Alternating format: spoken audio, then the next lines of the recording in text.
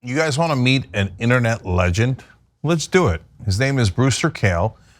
He invented the internet's first publishing system called Wide Area Information Server. That's already amazing.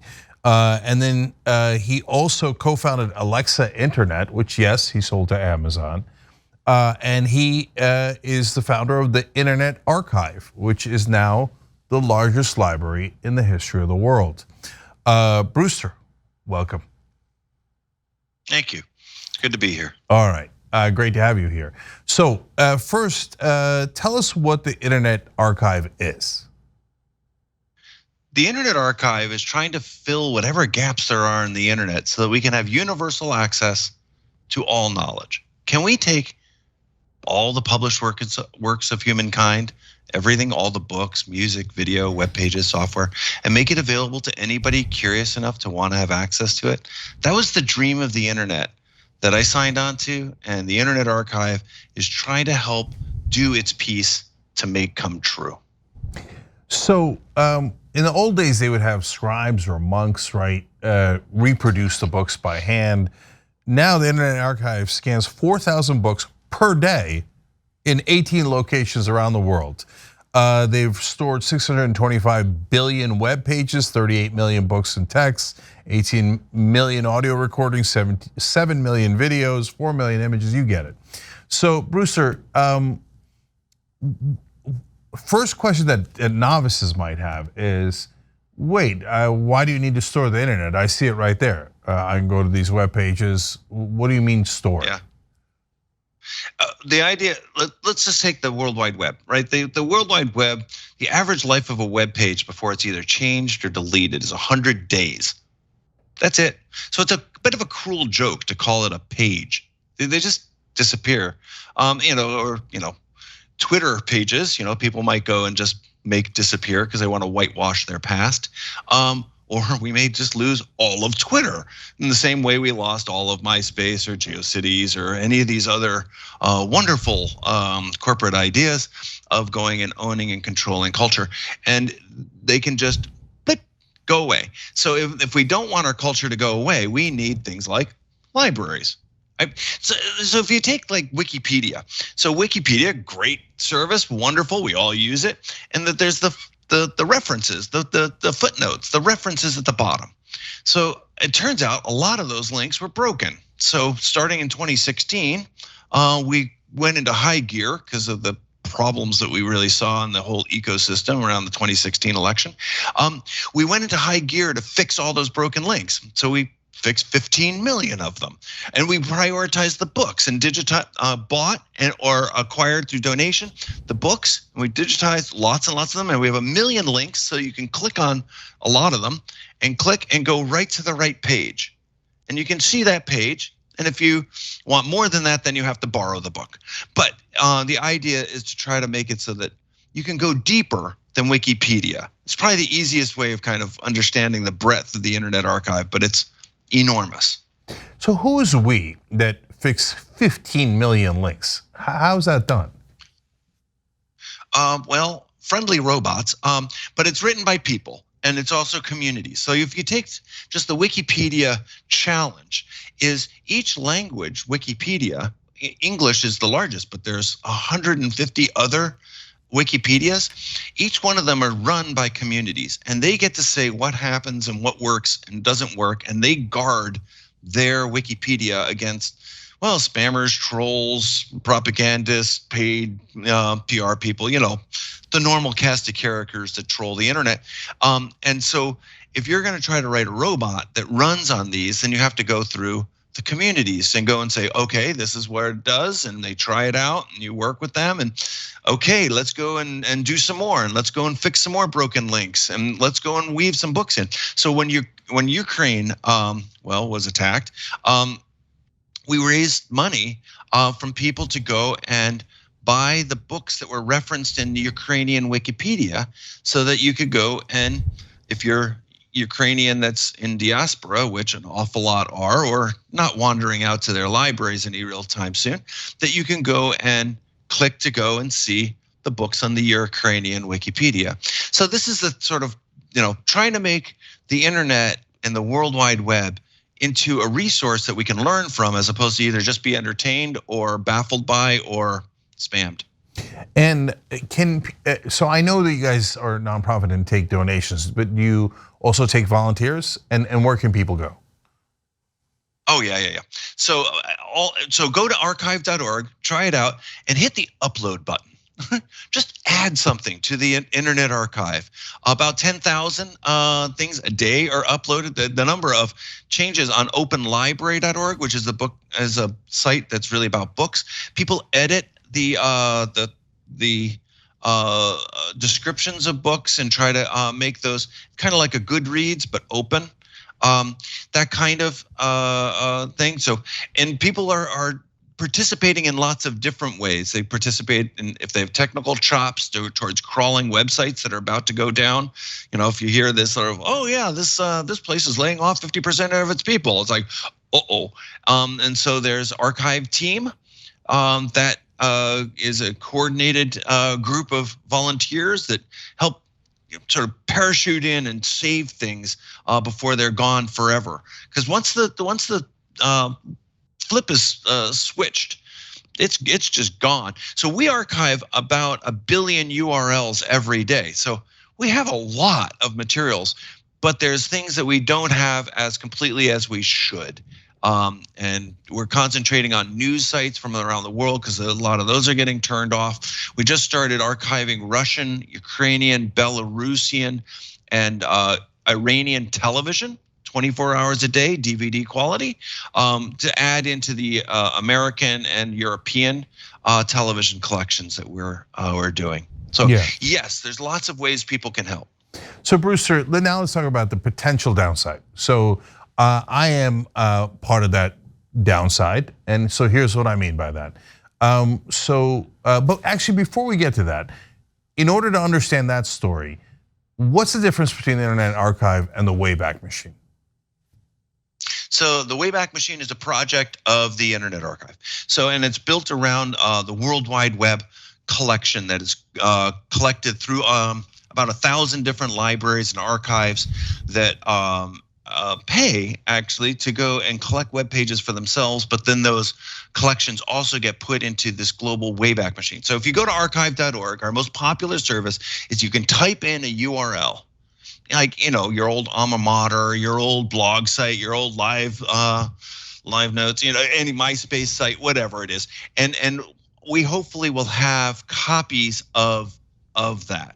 And I think the downside that you're going to mention, if I maybe jump ahead, is not everything really is meant for the ages, and you might want to have some pages of yours, your blog, that, you know, is past marriage or something you just don't want kind of around, and then you can write to us, and we will, in general, unless you're a very public figure, we'll take it out of the Wayback Machine. Well, too late. You didn't. So in my case, I had deleted blog posts that I wrote that I thought were offensive. Now, like nearly 20 years ago, but at the time it was 15 years ago, and so I thought, I don't like these. These don't represent me. And so no one had caught me, no one had done anything, no one had even noticed them, and I deleted them, right? And then 15 years later, some folks went to the Wayback Machine and found them and said, aha, this is what Jenks stands for, right? So isn't it true that some people might want to delete things not for nefarious purposes, but just because they don't agree with that stuff anymore? Yeah, so people write to us all the time, info@archive.org. And we've got patron services there, and we basically just trying to make sure that it's their stuff so that they're not deleting other people's things from the Wayback Machine. And then in general, we take them down. If they're very prominent, if they're like just starting to run for office, then that's, you know, another case. And you're pretty prominent, at least at this point. So, you know, journalists that are sort of changing things around, sometimes that will undergo more scrutiny. So it's not robots. There are real people here. There are librarians that are trying to figure out what the right thing to do is, and how do you balance this sort of, well, people want access to information, yet some of it's just, it shouldn't be that accessible. People were trusting and put things up, when they're in college, and sometimes it's just things that really don't need to be up anymore. So it's kind of an interesting standard. So if a rando person writes in and they say, "Oh man, I wrote some stuff in college and I heard about this Wayback Machine, and I want to make sure it's not on there," you guys might accommodate that. But if a person got to be large enough, then their mistakes are etched in stone forever and ever.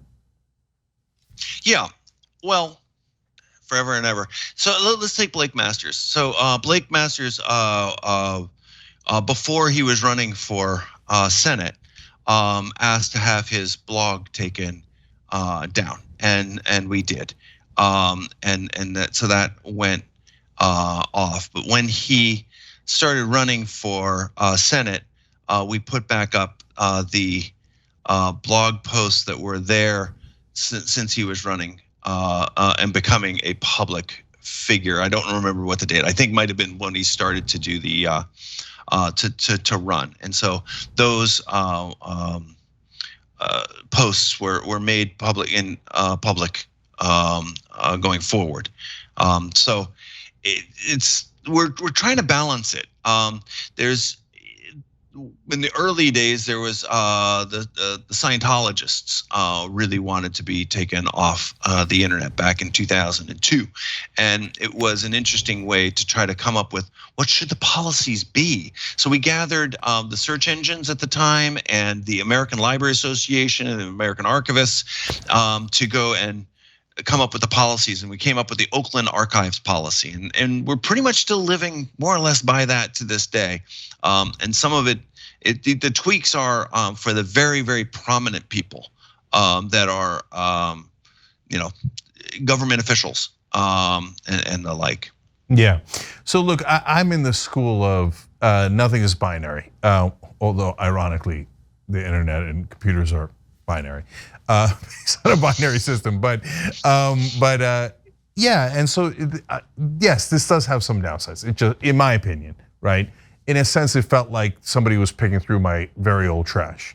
But at the same time, it has overwhelming positives, overwhelming. So I think in a lot of ways, I don't want people to misunderstand. So yeah, it's a tough trade-off, and yeah, we don't come down on the sort of the hardcore sort of, it's all this way. It's it's always there. It's like this whole thing, this internet thing is a big experiment, and people trust it, and they've been bearing their souls on it, and some people are getting really abused by that trust. And I think if we end up with a system where people don't trust what's going on out there, they'll withdraw. And frankly, that was kind of what I grew up with in my youth before the internet. Is like, you couldn't get heard unless you happened to be, prominent enough to be on television or write for a major newspaper. I mean, you'd be a consumer. The internet turned that around, made everyone a publisher, but not everything needs to be online forever. And so trying to come up with that right balance, integrating the right people and the right values is crucial. Yeah. Are we doing the best job of it? We're trying, but it's all a work in progress. Yeah, and Brewster, yeah, I just don't want people to get me wrong. I think you're doing God's work, and I think that everything has downsides. So I'm going to end on this. So is this also, in a sense, protecting information from corporations and government and the powerful, et cetera?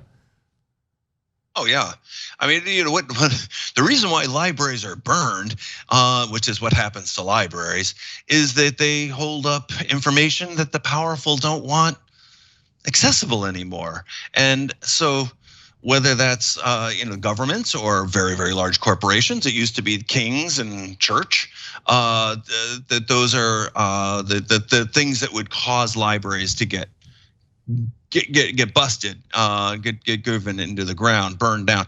So what we are interested in doing is being useful to a large number of people to go and make it so that there is accountability, so that if you did say things, you can't just go and say, nah, I didn't say that. It's like, well, wait a minute, we have that on television, and here's the clip.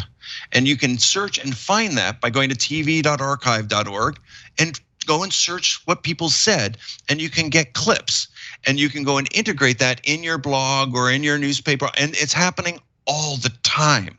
And you can start to take macro level views of what's going on by analyzing all of the text transcripts of all of the news channels and start to compare them. So you can start to do things you can't do just by poking around in the internet. So it's not just about saving things, it's about coming up with new ways to analyze and understand our world. And boy, do we need it, because the internet's kind of failing us. How do we go and make it a stronger, more robust, better internet? That's the challenge that's ahead of all of us, and that's what drives us to try to figure out. All right, amazing. Brewster Kahle, everybody check out archive.org. Thank you for joining us, really appreciate it. Thank you very much. Thanks for watching The Young Turks, really appreciate it. Another way to show support is through YouTube memberships.